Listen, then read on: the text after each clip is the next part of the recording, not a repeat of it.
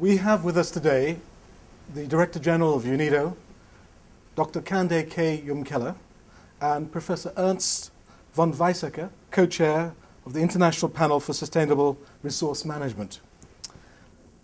Let me begin by asking both of you why you think this Manila Conference on Green Industry is important from your point of view.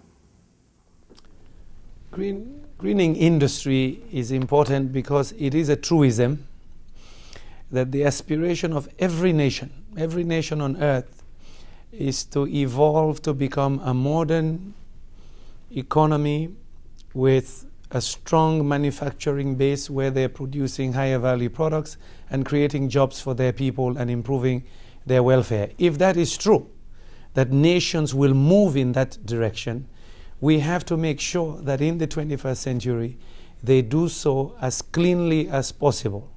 So when we say greening industry, we're saying reduce how much materials you're using, optimize the amount of water you're using, waste less, pollute less, and thirdly, reduce your energy intensity of production. These are three key pillars of greening industry because we know nations will industrialize or at least do what they can to industrialize. So we're suggesting do it on a green trajectory of growth. Professor von Weizsacker, do you have a similar view of the green industry concept? Well, let me begin by saying I was heartened by what the Director General said in very appropriate words.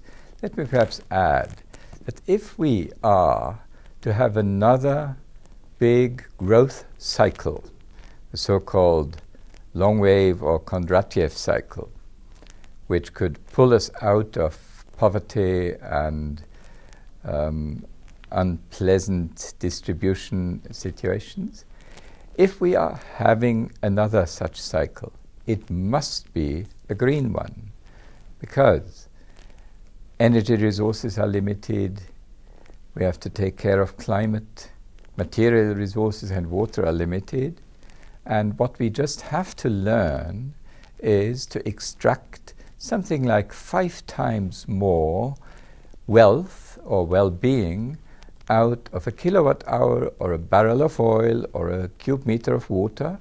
And technically, fortunately, this is possible, and I wish all developing countries and rich countries alike to go this way. Director General, can you tell me why the green industry concept has been furthered by holding this conference in the Philippines? Well, holding it in Philippines, let me put it as holding it in Asia for us was very strategic. In the visits that I have done to various Asian countries over the past 2 years in office, I have seen the tremendous effort in government, in industry, to move towards this green trajectory of growth. Partly because Asians are watching the market signals in OECD countries, where civil society and others are demanding greater attention to sustainability issues. So they know these are key markets. They know the world is moving towards sustainability. And I have just seen this dynamism in Asia. So we chose Asia, and here in this conference we have Asian ministers, but Philippines in particular, given also the effort that the Philippines government has made in promoting the whole idea of sustainability throughout its economy. We wanted this to be an opportunity where academia meets policymakers, where also the business owners are also included. So it's a multi-stakeholder dialogue on the possibilities and opportunities for greening industry, that it is not just seen as a cost, but also as a possible investment opportunity. Thank you. Professor von Weizsacker, in this conference on green industry in Asia, held here in the Philippines, we've just recently had the adoption of the Manila Declaration on Green Industry. How do you think that has furthered the objectives of green industry in terms of putting to practice some core principles? I was very happy reading it and think that Asia can be proud of it. And I see the handwriting of course, the Philippine host government, of UNIDO, and of some of the countries that are presently moving into the leadership role of greening industry, such as South Korea, but also China with their 11th five-year plan, Malaysia is moving in the right direction. The new government in Japan seems to be very active in this regard, not least the host country, Philippines. You've also said, Professor van Weizsacker, that any new growth must be green. And you've pointed out that you believe there's a strong fallacy in believing that first you have to become rich and then you have to address the environmental concerns. Could you explain a little bit more your thinking on this? It was not actually a fallacy in the beginning to first become rich by industrialization, which had some side effect of costs of high pollution. And then when countries were rich enough, they were able to deal with pollution, and so pollution went down and they got even richer. So from poor and clean to rich and dirty to rich and clean, which sounded like a perfect harmonious trajectory for development. However, with limited resources such as oil and gas, with the climate problem, with biodiversity, with ocean fishery, we can't go this way. We have to sort of tunnel through this curve and make sure that the next development will be without pollution, without additional resource squandering, and we have to develop the technologies for an elegant, progressive, and prosperous technology. Director General, I just want to follow up on that and ask you, you've often said that the bottom billion, the poorest of the poor in the world, are the most affected by energy access problems, and the energy efficiency problem, and also the fact that they're least able to combat the effects of climate change. How, given that, would you propose to finance, to help the international community to finance efforts to help the poorest of the poor combat climate change? There's no doubt from all the studies that the poorest of the poor will suffer the most from climate change. They have the least resources to adapt to climate change if it gets worse. Many of them are experiencing climate change already from Africa to Asia. So there has to be a moral argument that if they have been the ones that have contributed the least to climate change problems, somehow the rest of us who are better off must come to their aid to provide the technologies that will help them adapt, to provide the financing for that. There is that moral argument, but I think also there is an enlightened self-interest argument for the richest. That if we do not help these countries where we're expecting these higher population growth rates, higher urbanization rates, if we do not help them, there will be instability. When people lose hope, and then their natural resource base is also completely destroyed, they must move, or there will be instability. So I think there is a moral argument, but there is also an argument for global stability and prosperity that we must support them. I believe some of that funding has to come from new ODA. It cannot be a situation where ODA begins to cannibalize on other social and development problems that were already on the table before the climate change problem. By this I mean our continued fight to reduce poverty, our continued fight against HIV/AIDS and other problems. So it has to be some new money. In addition to that, the possibilities in the carbon market that we see. We need to build capacity to give these countries the means to be able to design programs that could qualify for some of the funding from carbon markets. And finally, I believe that the other way to look at these poor countries, that they can be the potential new markets. This is an argument Justin Lean and others have made at the World Bank, that investing in these countries to climate-proof them, but also to promote prosperity, we're in fact creating the new markets we need for this green new growth. Professor van Weizsacker, in the context of finance for combating climate change and combating the energy problems of developing countries, you've proposed a rather provocative solution in the form of a tax on energy, where the tax is in proportion to the average productivity of energy per year. Could you explain the rationale for that and whether you think it's politically practical in this current global situation? I suppose it should be. You know, the Industrial Revolution since nearly 200 years has been characterized by a steady increase eventually 20-fold of labor productivity. And more or less in line with it, you saw labor costs rising. So the wages were always more or less rising as steeply as labor productivity. But that in turn triggered additional efforts in labor productivity. In the energy field, we have seen some efforts on better energy productivity. But during all of the 19th century, energy productivity was falling, not rising. And now it's rising slowly. If we manage to get energy prices go up more or less in line with energy productivity, like wages, we won't see any loss of welfare. We will see people moving much more systematically and rapidly in the direction of elegant and resource-efficient technologies.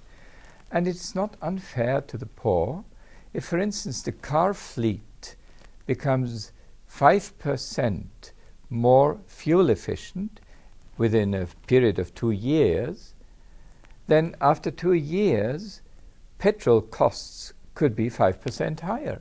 Then the kilometer driven is not more expensive at all. So it's also socially fair. The same could apply to water and other resources. And it would give investors a very strong signal that countries going for this trajectory are the right place, are the magnets for high-tech solutions for the benefit of the poor and of the rich. Let's continue on the track of the poor and policies to help combat poverty in the context of energy scarcity. Director General, you've often said there is a key relationship between poverty reduction and resource scarcity. Can you explain what you mean by that? Well, before I do that, let me just also underscore that we must find a way to tax carbon. We must. We already know that if that happens, as Professor has said, the way we use energy will be different. There will be better incentives to invest in alternative energy sources.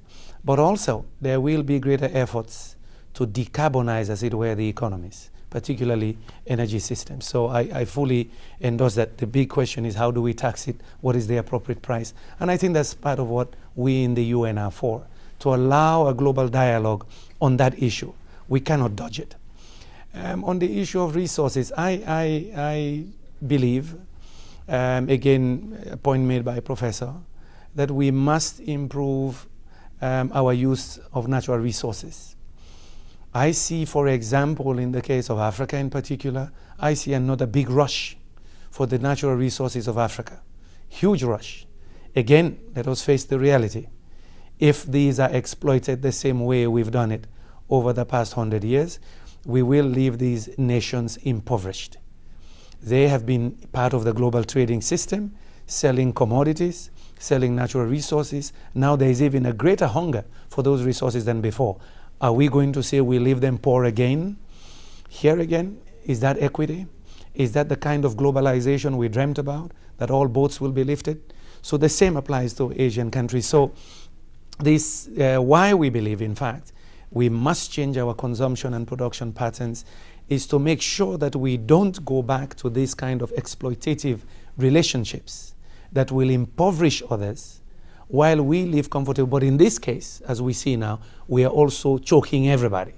So the move towards a low carbon, more economy and a better way of using natural resources is in everybody's interest, and in order to have inclusive globalization. Professor von Weizsacker, you have recently written a book, or have published several books, on the factor of 4 and the factor of 5. There are many important insights in that book. Which ones do you think are most relevant for the issues being discussed in the Manila Green Industry Conference? The idea, in a sense, came from my friends Amory and Hunter Lovins, and I tried rather to pull them down to reality, to less ambitious factors. A factor of 4 is already a revolution, isn't it? Cars driving on less than 1.5 liters for 100 kilometers. They are not there now. Or houses needing essentially no energy, or lighting with 1/10 of the electricity needed. The same for pumps and many industrial processes such as cement. If you move from Portland cement to geopolymer cement, that's also something like a factor of 5 in terms of energy or carbon dioxide.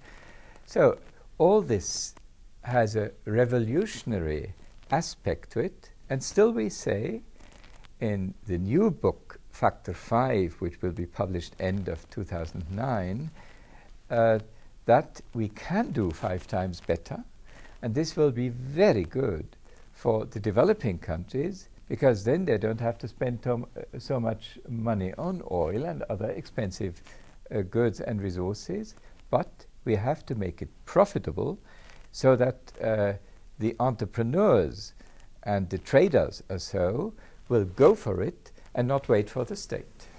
In your work, you've often mentioned the concept of decoupling. Do you believe that's relevant? Decoupling is absolutely relevant. It means having more wealth with less resource use, factor of 4 or factor of 5. And what I'm suggesting is that for the majority of developing countries, the story is about relative decoupling, meaning we can't avoid China, India, and other countries having somewhat increasing energy use, but their wealth should rise much faster. That would be a relative decoupling, while a country like Germany or the US will have to have absolute reduction of energy consumption in order to leave more for others, and that is absolutely possible. Director General, we have had at this conference the adoption of the Manila Declaration. How do you think this is going to affect UNIDO's work in green industry, and how do you think it will help solidify the UN's position in the forthcoming events leading up to the Copenhagen summit? Well, the Manila Declaration, first of all, sends a political message that industry is part of the solution. Many times people see industry as the polluter. This sends a message that the ministers of industry meeting here are saying greening industry is possible and it would be profitable. I think that's a powerful political message. We plan now, UNIDO, to take this message forward in a number of ways. We will do a similar event in the transition economies to get a similar political consensus there. The idea in the future now is to bring industry ministers and environment ministers together to look at these issues. We experience now in organizing this that you ask the question, which ministry should be the main focal point? Is it an environment issue? Is it an energy minister's issue? Well, the fact that UNEP, ILO, UNIDO and ESCAP joined hands to do this, it was very clear that it cuts across all sectors. The energy use issues that Professor has so eloquently elaborated make it clear that energy is at the core of these issues, and it touches everything we do. So by bringing several agencies together to support this event, we've already now tried to develop UN coherence around the issue of greening industry. As you know, UNEP has also talked about a Green New Deal. ILO is talking about green jobs. We've agreed, we had our bilateral meetings today, that we will take this forward. It will go to our general conference in UNIDO, which is our highest policy making organ. The Philippine government intends to include it in their own positions in Copenhagen, so it's already having a political fit, as it were. It may, according to the Philippine government, end up in the climate change debate on the 22nd of September in a few weeks, because the president is supporting this event very fully. So we think that this opens the door for future discussions and mainstreaming greening industry into development policy. Thank you. Professor von Weizsacker, in the Manila Declaration, in the program framework for action, there is a request or a proposal for action that suggests that the Asian countries should develop a communication strategy to increase awareness about green industry and green and resource efficiency matters. How would you think they could best do that? Could universities play a powerful role in that process? I believe indeed communication is absolutely essential in our media society, and there are lots of prejudices around. Some people believe that wealth means cheap energy, and this has to be overcome. The countries with high energy prices tend to thrive better than those with low. And that relates to the extraction problem the Director General has alluded to for Africa. Having resources that are sold to someone else are no longer good for the country. They are gone. And it is important to communicate a new age of technological progress, and universities can play a very important role. Business people can, trade unions can, the media, of course, can, and it is also important for politicians, including parliamentarians, to go for that new modernization. Finally, Director General, how do you see the various green initiatives of the UN? For example, the Green Jobs Initiative of ILO, the Green Growth Initiative of ESCAP, and the Green Economy Initiative of UNEP, moving together, moving forward after the adoption of the Manila Declaration on Green Industry? We intend to take it forward to what we call the UN Chief Executives Board. Fortunately, the Director General of ILO is the chair of what we call the High-Level Committee on Programs. As chair of that High-Level Committee on Programs that brings coherence around UN programmatic interventions at country level, we plan to bring all of these under one umbrella to show the complementarities and synergies that these different initiatives have. It is important that we have all seen the importance of attacking the problem from different angles, but it's the same issue we're discussing, helping economies move to a low carbon path. I should also say here that for again the bottom billion, particularly those in Africa, the first industrial revolution, I have always said to people, we financed. We financed that through our natural resources. We financed it through, in some cases, even through slavery. These other waves of industrial revolution, what they call the so-called green industrial revolution, we hope it will not leave us behind. We hope it will pull others up, because we know if the way the projections on population increases, there will be social instability. It is in all our vested interests that this next industrial revolution, green or whatever color, pulls the bottom billion up as well.